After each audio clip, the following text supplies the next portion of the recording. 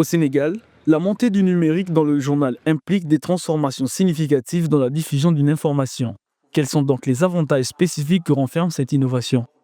Je pense que les plateformes numériques et les réseaux sociaux quand même ont joué un rôle important par rapport à la pratique du journalisme. On ne peut pas se contenter de ce qu'on faisait il y a 10 ans, c'est-à-dire couvrir un événement tout de suite, attendre le soir pour pouvoir donner cette information-là parce que les gens sont pressés, ils veulent savoir tout de suite et maintenant ce qui se passe. Je pense que ces plateformes-là ont joué un rôle, il y a ce qu'on appelle la rapidité de l'information. En dehors des avantages, il n'en demeure pas moins que ces innovations présentent aussi des inconvénients majeurs.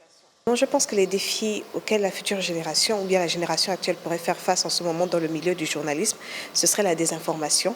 Il y a énormément de faux, il y a énormément de fake news en ce moment en ligne. Donc je pense que c'est la problématique vraiment la plus importante et cruciale contre laquelle ils devront lutter. Et je pense que c'est cela en somme. Le numérique permet aux journalistes de s'exprimer largement sur différents sujets. Il facilite la prolifération des informations, mais aussi des fake news.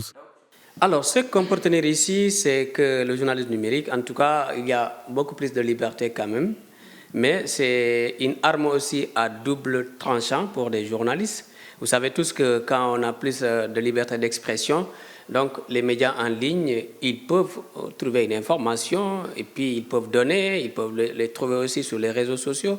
Ça permet de contourner certaines restrictions parce que souvent, quand vous êtes un journaliste, par exemple, qui travaille pour un site Internet, c'est vrai, vous êtes tenu à respecter l'éthique et la déontologie.